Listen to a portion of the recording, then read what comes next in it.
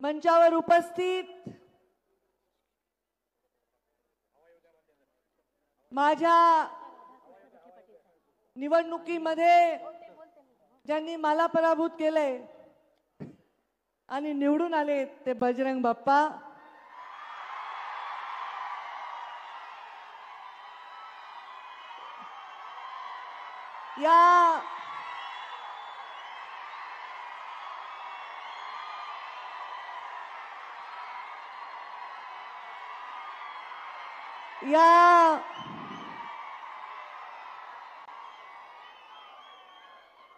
या जिल्ह्याचे आमदार ज्यांना 2009 मध्ये पहिल्यांदा गुलाल लागला तो भारतीय जनता पार्टीतूनच लागला आणि आता 2024 मध्ये परत आमदार म्हणून निवडून आले, ते ज्यांनी ही सभा आयोजित करण्यामध्ये मोठा लोकांचा संग्रह करण्यामध्ये योगदान दिलंय आणि प्रचंड उत्साहाने लोक टाळ्या वाजवत आहेत.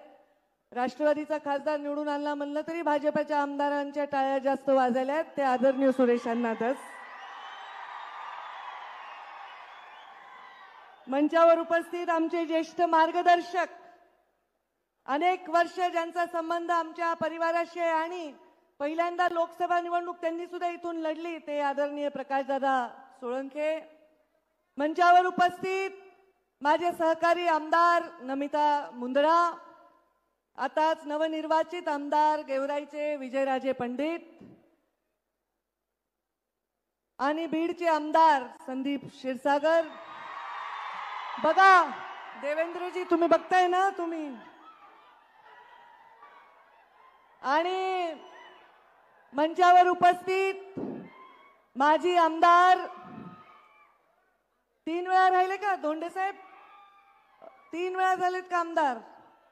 4 वेळा.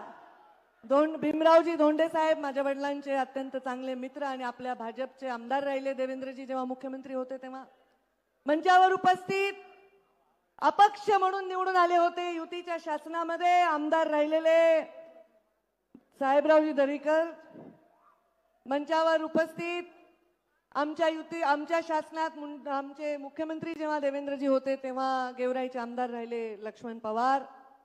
मंचावर उपस्थित जलसंपदाचे सचिव दिलीप कपूरजी, आयुक्त गावडेजी, पाठकजी, जिल्हाधिकारी आमचे आणि आदित्य जीवणे सीईओ, समीर काझी अध्यक्ष वक्फ बोर्डाचे, आमचे भाजपाचे जिल्ह्याचे अध्यक्ष शंकर देशमुख आणि मंचावर उपस्थित सर्व इतर मान्यवर आणि या सभेला मोठ्या संख्येने आलेले सर्व शेतकरी बांधव, वडीलधारी मंडळी, तेवढ्याच मोठ्या संख्येने, त्याहूनही अधिक संख्येने आलेल्या आमच्या लाडक्या बहिणी. देवेंद्रजी, या सगळ्या तुमच्या लाडक्या बहिणी आहेत आणि अत्यंत जोरात घोषणाबाजी करून या कार्यक्रमाचा उत्साह वाढवत असलेले देवेंद्रजी, आपल्याला बाहुबली म्हणून संबोधित करणारे हे सर्व युवा बांधव.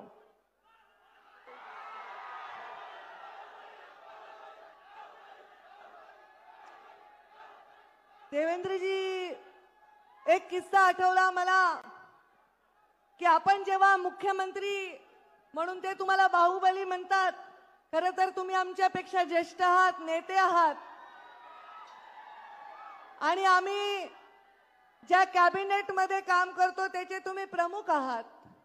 तुमच्याविषयी आदरभावच नेहमी येतो, पण आज ममत्व भाव येतोय. कारण ते तुम्हाला बाहुबली म्हणत आहेत, काही वर्षापूर्वी मला शिवगामिनी म्हणत होते. तर शिवगामिनी बाहुबलीची आई आहे आणि त्याच्यामुळे मला आज तुम्हाला बघताना वेगळाच भाव आला. शिवगामीचं वाक्य असतं, सुरेश अण्णा धस कुठे गेले? जसं तुम्ही पिक्चरचे डायलॉग म्हणता, आम्ही पण पिक्चरचे डायलॉग म्हणतो. शिवगामीचं वाक्य असतं, मेरा वचन ही है मेरा शासन. आणि जे जाहीर वचन सुरेश धसांना मी दिले तेच माझं शासन आहे. की गोपीनाथ मुंडेची लेक आहे, बोलणं एक आणि करणं एक आहे, माझ्या रक्तात नाही. आज हा कार्यक्रम सुरेश धसांनी आवर्जून उल्लेख केला. काय उल्लेख केला? 2003 मधला उल्लेख केला. 2003 देवेंद्रजी फडणवीस मुख्यमंत्री महोदय, आपण कदाचित ज्यांना लहानपणापासून पाहत आलात ते प्रमोद महाजन आणि गोपीनाथ मुंडेंचा किस्सा सुरेश धस अण्णांनी सांगितला. अण्णा, मी पण तुम्हाला म्हणते बरं का अण्णा, तुम्ही ताईसाहेब म्हणत नाही, जशाला तसंच आहे आपलं प्रेमाचं नातं. इज्जत आम्ही देतो, पण मला आज आनंद वाटला की त्या 2003 चा उल्लेख झाला. आदरणीय मुख्यमंत्री महोदय, मी तुम्हाला आठवण करून देऊ इच्छिते, म्हणजे तुम्ही सांगू शकता की याचा उगम आपल्या पक्षाच्या नेत्यांकडून झालाय.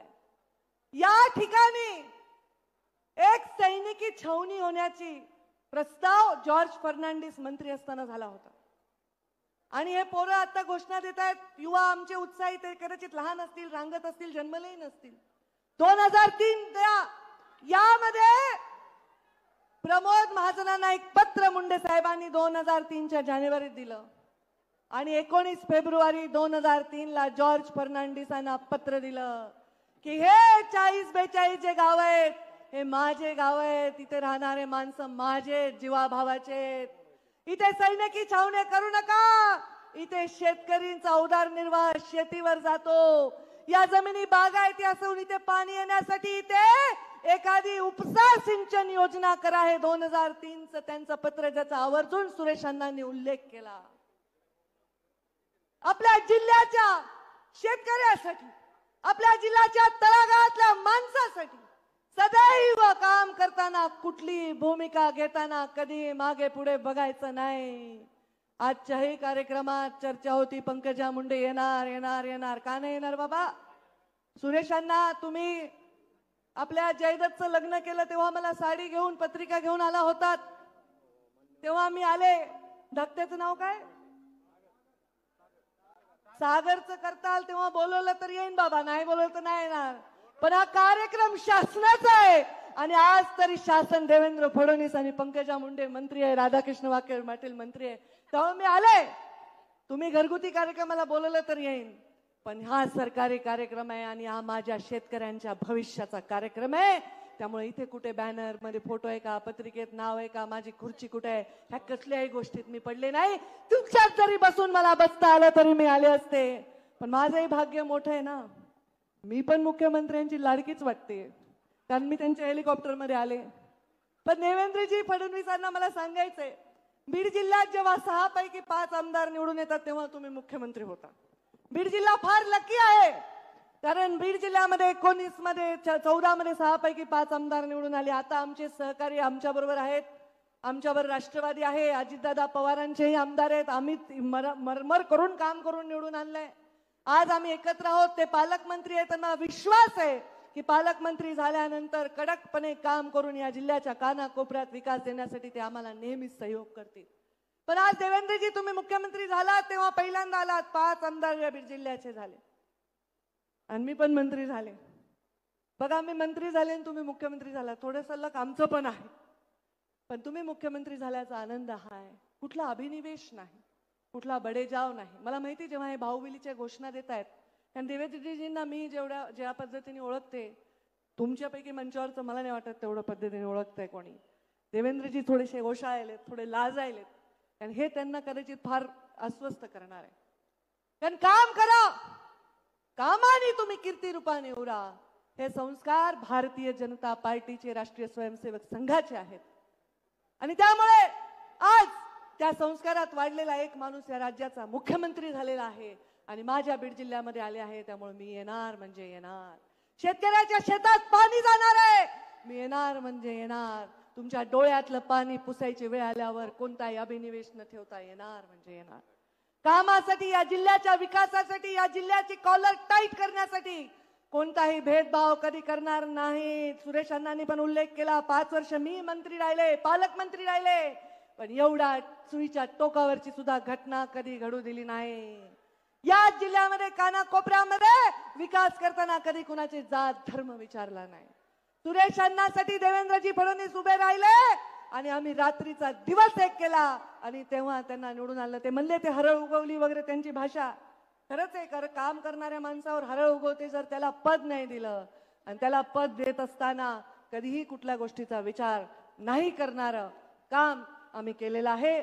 आज या बीड जिल्ह्याचं नाव या देशामध्ये अनेक क्रांतीवीरांमुळे झालं, गोपीनाथ मुंडे, प्रमोद महाजनांमुळे झालं, या जिल्ह्यामधल्या अनेक नेत्यांमुळे झालं. इथे सांगितलं की केशर काकू क्षीरसागर एक महिला असून सतत खासदार राहिल्या, विमलताई पालकमंत्री राहिल्या, प्रीतमताई खासदार राहिल्या. त्यांनी सुद्धा या खुंटेपळची ईसी देण्यासाठी 3 दिवस बसून तिथे ईसी आणून दिली. प्रत्येकाने याच्यामध्ये योगदान दिलेलं आहे. कारण या जिल्ह्याच्या शेतकऱ्याच्या पाठीमागे या जिल्ह्याच्या प्रत्येक पक्षाचा, प्रत्येक विचाराचा, प्रत्येक जातीचा नेता उभा आहे. हे चित्र या राज्यामध्ये जावं ही माझी इच्छा आहे. देवेंद्रजी एकच वाक्य बनून सांगेन, हा जिल्हा आहे ना, जसा सह्याद्री कळला नाही मोगलांना, त्यांनी शिवाजी महाराजांना त्यांना वाटते हे मुठभर सैन्य घेऊन आम्हाला सारखे कसे हरवतात. सह्याद्रीच्या कराकपारीमध्ये फिरणारे मावळे कसे गायब व्हायचे, कसे यायचे, कसे आक्रमण करायचे हे त्यांना कळलं नाही. सह्याद्रीच्या अंगाखेंद्यावर खेळलेल्या शिवबा आणि त्यांच्या मावळ्यांनी मोगलांच्या नाकात दम केला होता. तसा हा माझा जिल्हा सुद्धा आहे. हा गडांचा जिल्हा आहे. गडांवरून राजकारण होतंय असं बाहेर वाटलं तरी गडांवरून राजकारण होत नाही. गडांच्या गादीवर लोक नतमस्तक होतात. पण या जिल्ह्यामध्ये कोणीही व्यक्तीला कधी पूजत नाही. हा जिल्ह्यामधला माणूस विकासाच्या पाठीमागे भक्कमपणे उभा राहिलेला आहे. म्हणून ज्यांच्या पाठीमागे कुणाचा बाप खासदार नाही, आमदार नाही, असेही लोक इथे मोठे नेते झालेले आहेत. आमचे तर वडील नेते होते, तो आशीर्वाद आमचा अधिकचा आहे. पण पायामध्ये कधी माती न लागता, काटा न लागता जीवन जगलेला माणूस जेव्हा काट्यात चालतो त्याचाही सन्मान होतो. असे आमचे नरेंद्र मोदी आमचे प्रधानमंत्री म्हणून आम्हाला लाभलेले आहेत. देवेंद्रजी, तुम्हाला प्रधानमंत्र्यांचे आशीर्वाद लाभतात. शेवटी काम सगळे करतात, कष्ट सगळे करतात, सगळ्यांना जीवनामध्ये योगदान असतं. तुम्ही मुख्यमंत्री व्हावं म्हणून आम्ही सुद्धा रात्रंदिवस प्रचार केला, घसा कोरडा करेपर्यंत सभा घेतल्या. आम्हाला माहित होतं की तुमच्या हातामध्ये हे नेतृत्व येणार आहे. नरेंद्र मोदींनी जसा तुमच्या डोक्यावर नेहमी हात ठेवलाय, तुम्ही सुद्धा तुमच्या अनुयायाच्या डोक्यावर हात ठेवून अशी विकासाची कामं करत आलात, करत राहाल आणि बंधकी, भाईचारा ह्या वाढवत राहाल अशी अपेक्षा मी तुमच्याकडनं व्यक्त करते. माझ्या जिल्ह्यामध्ये परत एकदा तुमचं स्वागत करते आणि तुमच्या या कामासाठी, तुम्ही दिलेल्या या सहकार्यासाठी तुमचे मनापासून मी अभिनंदन करते आणि आभार मानते आणि माझ्या वाणीला विराम देते. धन्यवाद. जय हिंद, जय महाराष्ट्र.